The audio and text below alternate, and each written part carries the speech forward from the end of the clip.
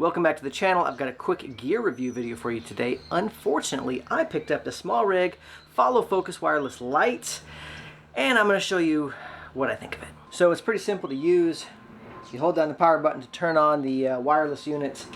You push this up against here, use this little knob to make the teeth match if they don't. Hold down the calibration button on either of these devices.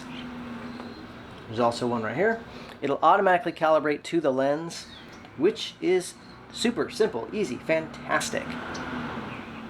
And now you have wireless follow focus. So what could be wrong with that? Let me show you. So what is that?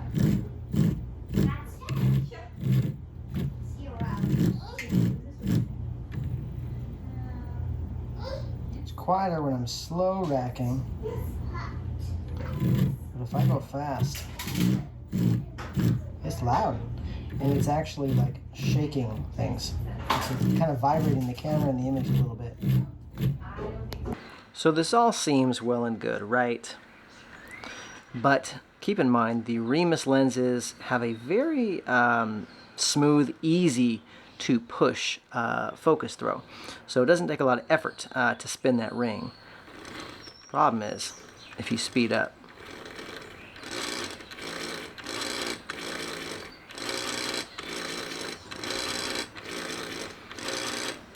the noise, the vibration, you can see it's vibrating the actual image. It's moving the entire lens. So what are we gonna do about this? With the Zine cinema lenses, because it's way worse on those. So I'm gonna go ahead and switch the lens so you can see what I'm talking about. So I'm gonna demonstrate the way this works on my Zine cinema lens. So you would butt it up to here. The follow focus unit is already turned on. There's a little calibration button here. Just hold that down and it'll calibrate the lens automatically, which is fantastic. Then, once it's done, it returns to the position you started it at. Of course, these lenses have quite a big throw. And now, you got wireless follow focus. But, here's the problem.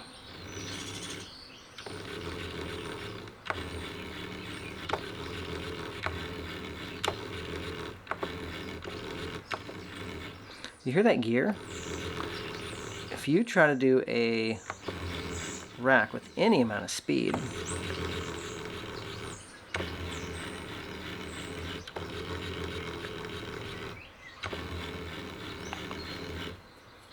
it's pretty loud. So I'm back in a controlled situation to replicate these problems. Also, my friend Robert's going to come by with his Tilta Nucleus Nano, the original, so we can test out how that compares to see how the SmallRig is doing. So I posted this video in the FX6 Facebook forum, and a lot of people were like, did the gear teeth not line up? And some people were like, did you put it on right? And it's like, yeah, of course, we tested all the different multiple powered options, multiple lenses, multiple different rod configurations, right side, left side, top. And it was doing the same thing no matter how we put it. Even different lenses, just it was doing it no matter what. So that was kind of strange. And now that I'm running a controlled test, it kind of seems to be okay. So that is weird. But both on the forums and talking to one of my DP friends, Robert, they're like, maybe try lens support. I've not been one to use lens supports. The majority of my lenses are very lightweight. The Zines are pretty light. The Remuses are super light. And I've mostly just been focusing either by hand or with the manual follow focus, and I've just never felt the need for a lens support. To me, it's one more thing that slows you down on lens changes. You gotta unscrew this thing or unattach this thing somehow. It's just one more thing that you gotta mess with. And because the lenses I'm using are not heavy enough to put any strain on the mount, I'm like, fine. But now with this motorized follow focus, I am seeing a different level of strain as I look at this, and if that's what's going to make it smoother, then let's do that. So let's try it out. The only lens mount I have on hand is this horrible one. So if this works, I'll be buying a better one. I also had one that went on the Tilta rig cage for the FX6 that was fantastic, but we're no longer using the whole Tilta cage system, so that doesn't attach to anything. So we're going to try this guy out. This is just a really basic slide the plate up and put it on the rail. So let's see what that does for us. touch of tension on that lens.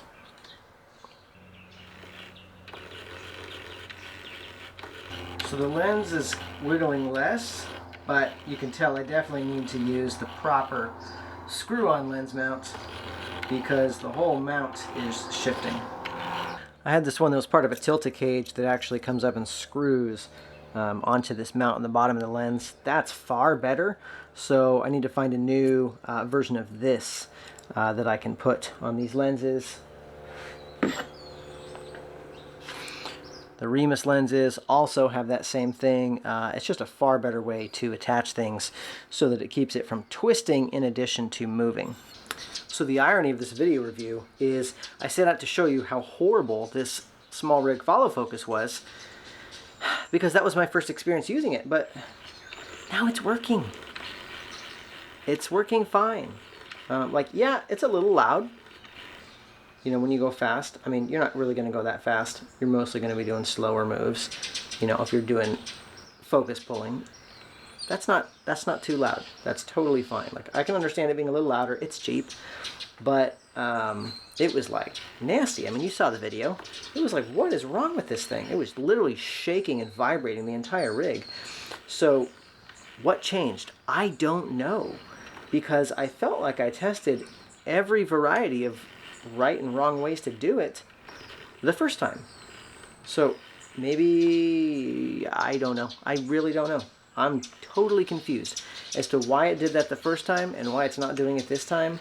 Obviously the lens mount helps a little bit, but I didn't have that the first time. I was exact same setup. So I don't know what's different. Okay, so we're throwing the tilted nucleus in on the original.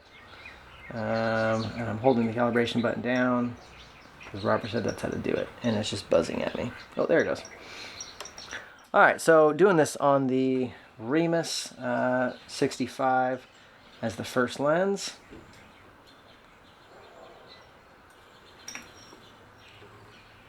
Significantly quieter, and I would also say smoother than the SmallRig. But the SmallRig is behaving acceptably for its price points today. All right. Man, that's quiet.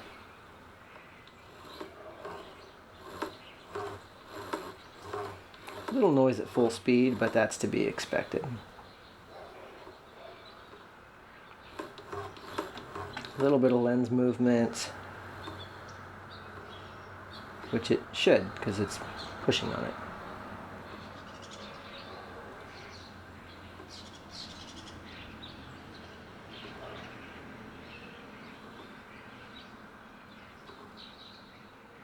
The original tilted nucleus in here.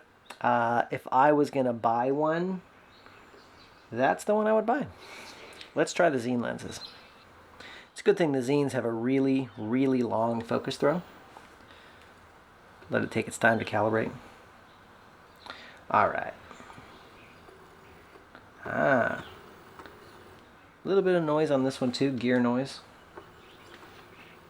which is understandable because look at the throw on that thing.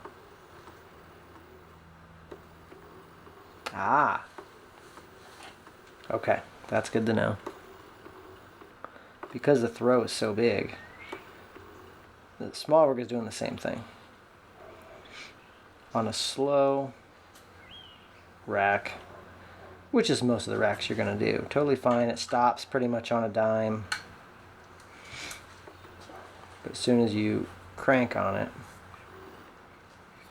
it takes a minute to stop. But how often are you going to be doing one of those? And that's where you make an A and a B mark anyway, right? You're not focusing by eye at that point if you're cranking that far.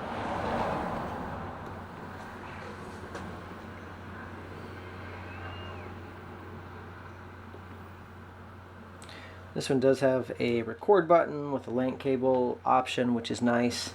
SmallRig does not have that.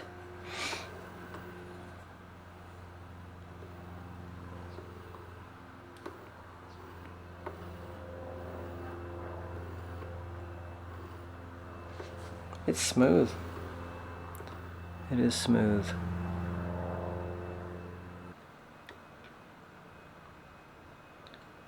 Interesting. Definitely slower to calibrate as I compare the two. Again, it's a big lens, so not going to complain too much. All right. So interesting to note that the default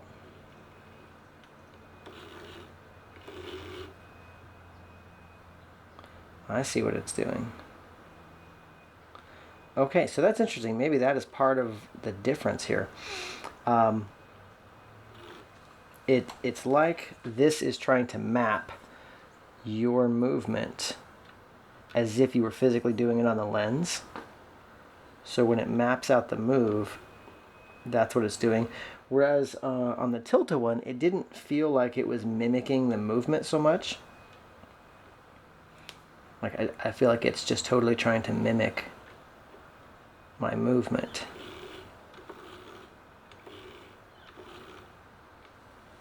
Which theoretically is what a follow focus should do. But what's interesting is when you have such a huge gear pitch on here and such a small wheel, it's like almost like you need like a whip on this thing, because it naturally makes you spin this small diameter faster than you would physically spin this large lens. So that is interesting. You can see how that kind of contributes to, so almost like you want to put your thumb on here and give yourself a little drag when you're making those slower movements.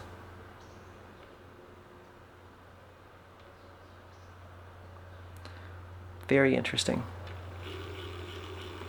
Obviously when you crank it, it's got some gear noise. Yeah. Okay.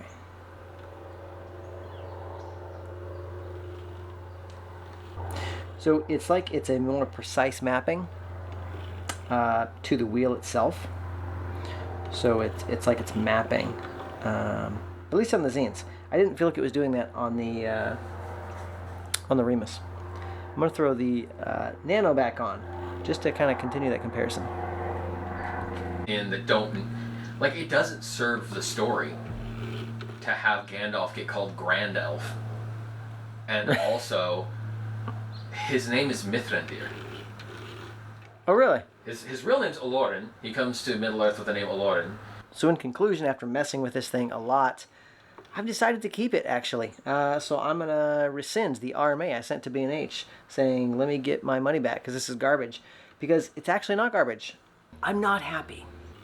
And I've put it on and off a couple times, tried different lenses, and it's been fine every time now. So I literally don't know what the problem was, which is a little concerning. But it's working fine. So why not keep it?